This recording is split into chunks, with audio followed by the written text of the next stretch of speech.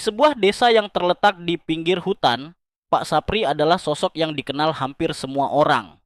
Setiap pagi, ia berkeliling dengan sepeda tua yang penuh dengan sayuran segar, tomat, cabai, bayam, dan berbagai jenis sayur lainnya. Ia adalah penjual sayur keliling yang sangat terkenal karena sikapnya yang ramah dan murah senyum. Pak Sapri, dengan topi jerami khasnya dan pakaian sederhana, selalu menyapa setiap orang yang ditemui. Sayur segar, Bu. Ada tomat, cabai, kangkung, bayam. Beli yuk! Teriaknya dengan suara ceria setiap kali melewati rumah-rumah warga. Anak-anak desa pun suka menghampirinya. Mereka sudah terbiasa melihat Pak Sapri yang selalu memberi senyum tulus. Pak Sapri, kapan datang lagi? Tanya salah satu anak kecil yang senang membeli sayur darinya. Besok pagi kalau kamu mau, tapi jangan lupa bawa uang ya. Jawab Pak Sapri dengan tawa kecil sambil melanjutkan perjalanan. Namun, meskipun tampak seperti orang yang biasa-biasa saja, ada sesuatu yang aneh tentang Pak Sapri yang tidak diketahui banyak orang. Setiap kali dia datang ke desa, selalu ada beberapa hal yang terasa janggal. Banyak warga yang merasa tidak nyaman dengan kehadiran Pak Sapri, tapi mereka tidak bisa menjelaskan mengapa. Terlebih, Pak Sapri selalu datang dengan sepeda yang sama, meski usianya sudah sangat tua. Pak Sapri itu tidak pernah mengganti sepedanya ya, padahal sudah belasan tahun. Ucap seorang ibu yang tinggal di ujung desa, sambil menatap sepeda tua Pak Sapri yang sudah mulai berkarat itu. Rumor mulai beredar di kalangan warga bahwa Pak Sapri bukanlah penjual sayur biasa.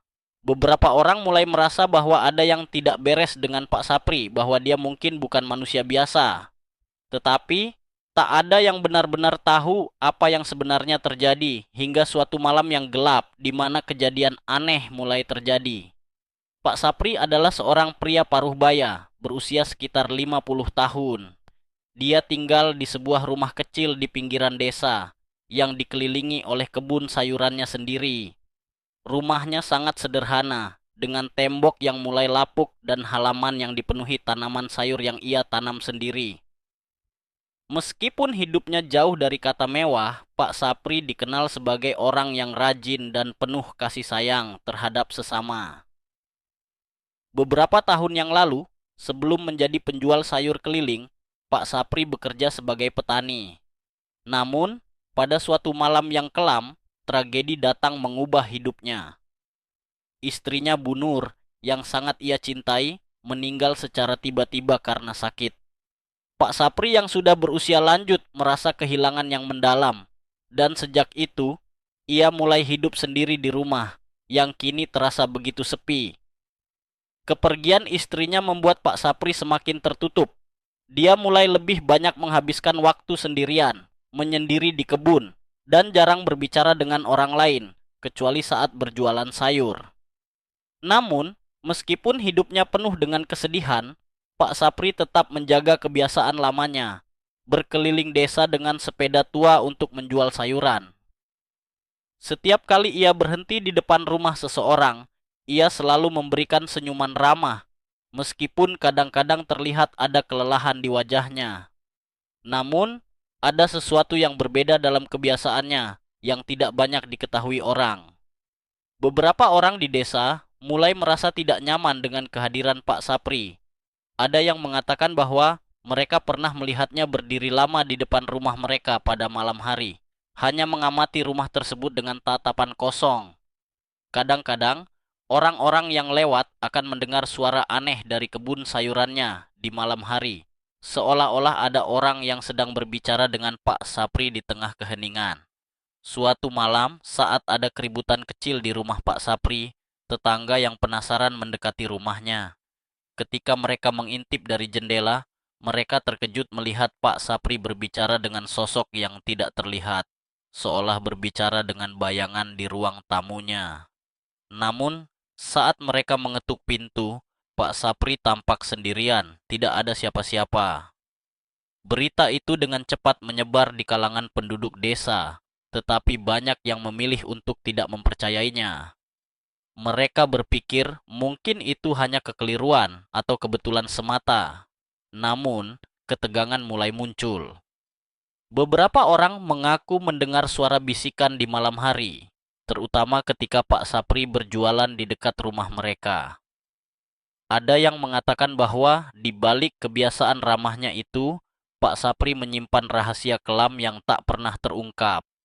Ada yang berbisik tentang kejadian aneh yang terjadi di desa ini beberapa tahun yang lalu, sebuah peristiwa yang hanya sedikit orang yang tahu tentangnya. Dan sejak saat itu, kehidupan Pak Sapri mulai menjadi semakin misterius. Pada suatu malam yang gelap, saat bulan hanya setengah, angin dingin berhembus pelan melalui pepohonan desa. Keheningan malam itu pecah oleh suara gemericik ban sepeda tua milik Pak Sapri yang kembali berkeliling menjual sayur. Namun, malam ini terasa berbeda. Biasanya, Pak Sapri akan melintasi jalan utama desa menuju ke rumah-rumah penduduk. Tetapi kali ini, ia memilih jalan yang sedikit lebih sepi, melewati sebuah jalan kecil yang mengarah ke kuburan tua desa. Kuburan itu sudah lama tidak terurus. Di antara batu nisan yang sudah mulai lapuk, ada satu makam yang lebih besar daripada yang lainnya, dengan batu nisan tinggi dan ukiran yang sangat rumit. Makam itu dikenal sebagai makam keramat, dan warga desa selalu menghindari untuk mendekat atau berbicara banyak tentangnya. Konon, makam tersebut adalah tempat peristirahatan seorang tokoh yang sangat dihormati pada masa lalu. Seorang ulama besar yang meninggal dengan cara yang misterius. Banyak yang mengatakan bahwa makam itu dijaga oleh roh halus, dan barang siapa yang mengganggu kedamaiannya akan mendapat balasan. Pak Sapri, meskipun selalu terlihat ramah dan tenang, memiliki kebiasaan aneh yang tak diketahui oleh banyak orang. Setiap kali melewati kuburan desa, ia selalu berhenti. Ia akan turun dari sepeda tua dan berdiri lama di depan makam keramat itu. Terkadang ia terlihat berdoa dengan khusyuk, tanpa menghiraukan angin malam yang dingin atau suara alam sekitar. Seolah-olah ia tidak peduli dengan waktu yang berjalan, hanya terfokus pada makam yang tampak sepi dan sunyi itu. Satu malam, setelah berjualan sayur Edo, seorang pemuda yang baru saja pindah ke desa itu memutuskan untuk berjalan-jalan di sekitar area kuburan. Ia sudah mendengar desas-desus tentang makam keramat tersebut dari beberapa warga yang memperingatkannya untuk tidak datang terlalu dekat, tetapi rasa ingin tahunya mendorongnya untuk mencari tahu lebih banyak. Edo berjalan dengan langkah hati-hati menuju kuburan yang terlihat di kejauhan. Saat ia semakin dekat, ia melihat Pak Sapri tengah berdiri di depan makam keramat seperti biasa. Namun, ada yang aneh malam itu. Pak Sapri tidak hanya berdoa seperti biasa, tetapi ia tampak berbicara pelan, seolah berbicara dengan seseorang. Suaranya rendah dan sulit didengar, namun Edo bisa melihat bibir Pak Sapri bergerak. Edo merasa gelisah, ada sesuatu yang tak beres dengan pemandangan itu. Pak Sapri berdiri begitu lama tanpa bergerak, seperti ada sesuatu yang menahannya di sana. Tiba-tiba, Edo mendengar suara langkah kaki yang berat dari belakang. Suara yang tak seharusnya ada di tempat sepi seperti itu. Ia menoleh, namun tidak ada siapapun di sana. Ketika Edo kembali menatap Pak Sapri, ia melihat pria itu sudah tidak lagi berada di tempat semula. Dengan hati berdebar, ia berjalan maju, berusaha mendekat. Tapi saat ia hampir sampai, Pak Sapri muncul kembali dari balik batu nisan besar. Wajahnya terlihat sangat pucat dan kosong, seolah tidak lagi seperti orang yang sebelumnya ia kenal. Pak Sapri menatapnya dengan tatapan yang kosong dan aneh, seperti tidak mengenali Edo sama sekali. "Apa yang kamu lakukan di sini, Nak?" tanya Pak Sapri dengan suara serak yang terdengar tidak biasa. Edo terkejut. Ia tidak bisa menjawab, merasa seperti ada yang mengganjal di dadanya. "Pak Sapri, kamu baik-baik saja?" tanya Edo, mencoba berbicara dengan hati-hati. Pak Sapri hanya tersenyum tipis, senyum yang tidak menyentuh matanya. "Aku hanya berdoa, Nah," Jawabnya pelan. Ini adalah tempat yang sakral, tempat yang penuh dengan kekuatan. Setiap orang yang lewat harus memberi penghormatan. Edo merasa cemas, namun ia tidak tahu harus berkata apa. Pak Sapri, kenapa kamu tidak pulang saja? Sudah larut malam, katanya mencoba membujuk. Namun Pak Sapri hanya mengangguk pelan, seolah mengiyakan dan kemudian berbalik, berjalan menuju sepeda tuanya dengan langkah yang perlahan. Namun, saat Edo hendak berpaling untuk pergi, ia mendengar suara gemerisik yang sangat pelan, seperti bisikan angin yang terdengar sangat jelas di telinganya. Jangan biarkan dia pergi sendirian. Edo menoleh cepat mencari sumber suara itu, tetapi hanya ada keheningan yang menakutkan. Ia merasa merinding, seakan ada sesuatu yang mengawasi gerak-geriknya. Pak Sapri sudah semakin jauh, dan Edo merasa tidak berani untuk mengikuti lebih jauh. Ia memutuskan untuk kembali ke rumah dengan perasaan yang sangat tidak nyaman, membiarkan suasana malam yang mencekam tetap mengikutinya hingga ia sampai di rumah. Namun, malam itu adalah awal dari serangkaian kejadian aneh yang mulai melanda desa. Seiring berjalannya waktu, beberapa warga desa mulai melaporkan kejadian yang menyeramkan setelah malam-malam tertentu. Mereka merasa seperti diawasi, mendengar suara langkah kaki di jalanan sepi, atau melihat bayangan seseorang yang berdiri di depan rumah mereka pada tengah malam. Beberapa dari mereka bahkan melaporkan bahwa mereka mendengar suara Pak Sapri yang seolah berbisik di luar jendela mereka, padahal mereka tahu pria itu pasti sedang tidur. Suasana di desa itu semakin mencekam. Beberapa orang mulai menghubungkan kejadian-kejadian aneh itu dengan kebiasaan Pak Sapri yang selalu berhenti di makam keramat setiap malam. Mereka mulai bertanya-tanya, apakah ada kekuatan lain yang menguasai Pak Sapri, atau apakah ia sendiri yang telah berubah menjadi sosok yang berbeda sejak terakhir kali berdoa di makam keramat itu. Edo yang baru saja pindah ke desa itu merasa semakin penasaran dengan sikap Pak Sapri yang sering berhenti di depan kuburan desa, terutama makam keramat yang terletak di pojok kuburan. Pada suatu malam yang sepi, ketika ia sedang berjalan pulang dari kafe tempatnya bekerja, Edo melihat Pak Sapri berhenti lagi, seperti biasa, di depan makam itu. Namun, malam itu ada yang berbeda. Suasana malam terasa lebih mencekam. Angin dingin berhembus, membawa aroma tanah basah, dan sesuatu yang lain. Sesuatu yang tidak bisa dijelaskan. Edo, yang sudah mendengar beberapa cerita misterius tentang kuburan tersebut, memutuskan untuk mengamati Pak Sapri dari kejauhan. Pak Sapri menurunkan sepedanya dan berdiri tegak di depan makam keramat itu, seolah-olah berbicara dengan sesuatu yang tak terlihat. Ada ketenangan yang aneh di wajahnya, tetapi di balik itu, Edo bisa melihat ekspresi kosong, seolah ada sesuatu yang mengendalikan setiap gerakan Pak Sapri. Tak lama setelah itu, Pak Sapri mulai berdoa, dan dengan suara lembut, ia mengucapkan beberapa kalimat yang tidak familiar bagi Edo. Tiba-tiba, udara di sekitar makam terasa semakin berat, dan sepertinya ada cahaya yang memancar dari dalam makam tersebut, meskipun tak ada sumber cahaya di sekitar kuburan. Edo merasa merinding. Ia merasa ada sesuatu yang sangat salah, sesuatu yang tidak biasa, bahkan untuk orang yang sudah lama tinggal di desa ini. Rasa penasaran mendorongnya untuk mendekat, namun sesuatu menahannya. Suara angin yang semakin kencang, seakan memberi peringatan agar ia tidak mendekat lebih jauh. Pak Sapri, yang tetap khusyuk berdoa, tidak menyadari kehadiran Edo. Namun, tiba-tiba, ia menoleh perlahan ke arah Edo, dan matanya bertemu dengan mata pemuda itu. Ada kilatan aneh dalam tatapan Pak Sapri, sebuah tatapan yang kosong, namun penuh makna yang tak bisa dijelaskan. Edo terperangah, dan dengan suara bergetar ia bertanya, Pak Sapri, kenapa setiap kali lewat sini Bapak selalu berhenti dan berdoa di depan makam itu? Apa yang sebenarnya ada di balik semua ini?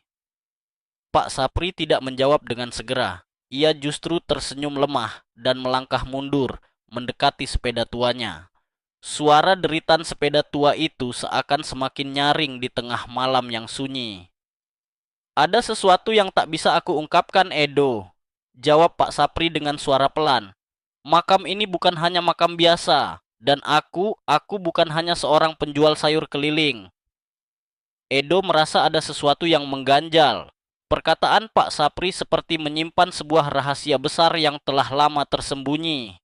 Namun sebelum Edo bisa bertanya lebih lanjut, Pak Sapri melanjutkan, "Cobalah untuk tidak terlalu penasaran dengan hal-hal yang tak bisa kita pahami.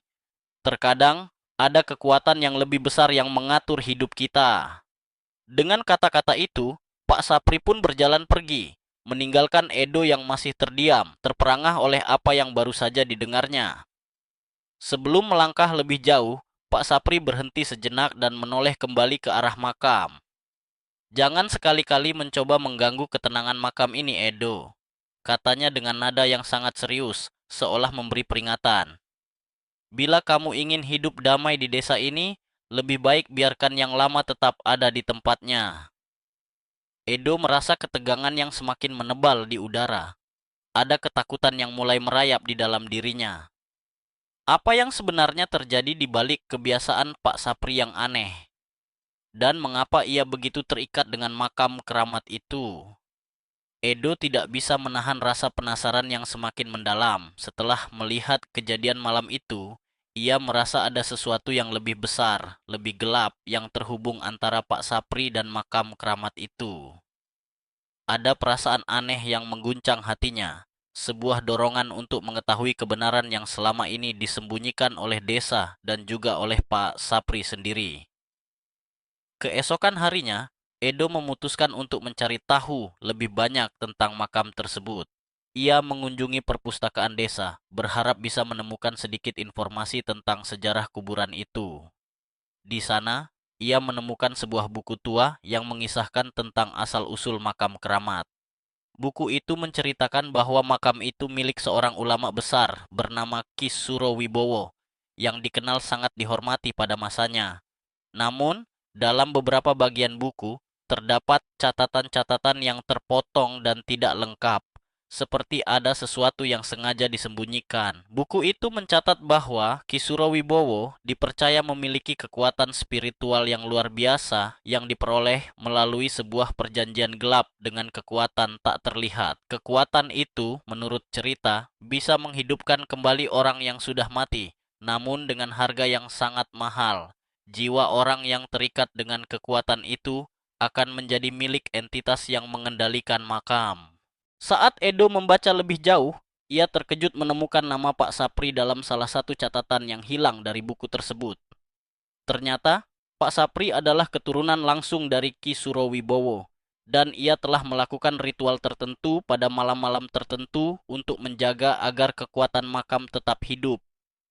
Ritual itu tidak hanya menghidupkan kembali jiwa leluhurnya, tetapi juga memberikan pengaruh yang besar pada dirinya sendiri, membentuk kepribadiannya, dan bahkan mengendalikan setiap tindakannya.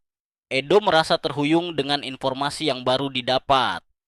Pak Sapri, yang tampaknya adalah pria baik hati dan sederhana, ternyata terikat dengan kekuatan yang tidak terlihat. Kekuatan itu bukan hanya memberikan manfaat, tetapi juga kutukan yang mengikat jiwa Pak Sapri dengan sesuatu yang gelap dan tak kasat mata. Seseorang yang terikat dengan kekuatan tersebut tidak bisa sepenuhnya bebas, dan ada satu cara untuk melepaskan diri, yaitu dengan mengorbankan jiwa orang lain. Pada malam berikutnya, Edo memutuskan untuk kembali ke kuburan untuk mencoba mengungkap lebih lanjut rahasia Pak Sapri. Ia bersembunyi di balik pepohonan, mengamati dari kejauhan saat Pak Sapri melakukan ritual malam seperti yang biasa ia lakukan. Namun, malam itu sesuatu yang tidak biasa terjadi. Pak Sapri, dengan ekspresi yang lebih serius daripada biasanya, berdiri di depan makam keramat. Ia mulai mengucapkan doa-doa yang terdengar lebih keras, lebih penuh tekanan. Ketika Edo menatap lebih tajam, ia melihat sebuah bayangan putih bergerak dari dalam makam. Itu bukan hanya bayangan biasa, itu adalah wujud seseorang, seorang wanita, yang tampaknya sudah lama meninggal. Edo terkejut. Ia menyadari bahwa wanita itu adalah Bu Nur, istri Pak Sapri. Pak Sapri tampak berbicara dengan wujud wanita itu, namun suara yang keluar dari mulutnya bukanlah suara miliknya. Suara itu berat, dalam, dan penuh dengan ancaman. Edo hampir tidak bisa mengerti apa yang terjadi. Ternyata selama ini Pak Sapri tidak hanya berbicara kepada makam keramat itu untuk berdoa, tetapi ia juga memanggil kembali roh-roh dari masa lalu, terutama roh istrinya yang telah meninggal. Ternyata Bu Nur tidak benar-benar meninggal. Ia dikendalikan oleh kekuatan gelap yang berasal dari makam keramat itu. Pak Sapri tidak menyadari bahwa selama ini ia telah mengorbankan sebagian dari dirinya untuk menjaga kekuatan itu tetap hidup. Setiap kali ia berdoa di depan makam, setiap kali ia berbicara dengan roh Bu Nur, ia semakin kehilangan kendali atas dirinya sendiri. Kekuatannya tidak lagi berasal dari dirinya, tetapi dari roh yang ada di makam itu. Roh Bu Nur yang dulu ia cintai kini menjadi bagian dari entitas yang mengendalikan semua tindakannya. Edo menyaksikan dengan cemas. Dia tidak tahu harus berbuat apa. Ketika wujud Bu Nur mulai mendekat, sesuatu yang mengejutkan terjadi. Sebuah suara keras terdengar, seperti sesuatu yang retak, dan tiba-tiba seluruh kuburan itu berguncang. Tanah mulai terbelah, dan cahaya putih yang menyilaukan muncul dari makam keramat.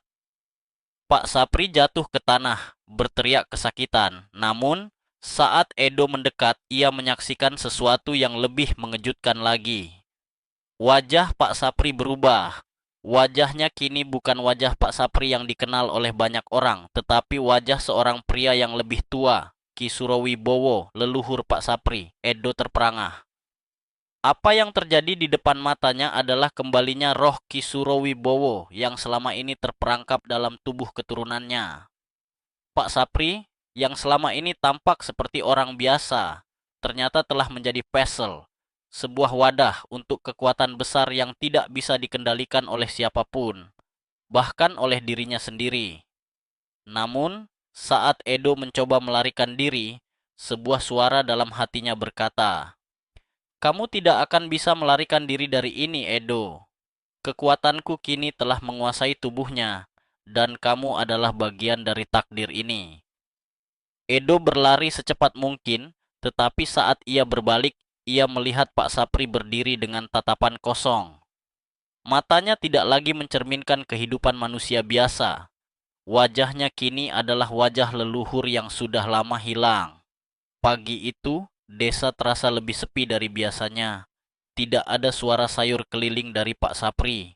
Warga mulai merasa cemas karena mereka menyadari bahwa penjual sayur yang selama ini mereka kenal tidak pernah kembali ke desa. Namun, siapa yang tahu apa yang sebenarnya terjadi? Ada yang mengatakan bahwa malam itu Pak Sapri telah menjadi korban dari kekuatan gelap yang telah menguasai leluhurnya. Namun ada juga yang percaya bahwa Pak Sapri kini telah menjadi bagian dari roh yang terperangkap untuk selamanya. Desa itu, seperti banyak desa lainnya, tetap menjalani kehidupan sehari-hari mereka. Namun, sebuah mitos baru mulai beredar, bahwa setiap kali seseorang berdiri di dekat makam keramat itu, mereka bisa mendengar suara yang jauh di dalam tanah, suara yang memanggil-manggil nama mereka. Dan Pak Sapri, ia tidak pernah kembali. Tetapi ada cerita, ia ada di sana terperangkap dalam kekuatan yang sulit dipahami oleh manusia biasa.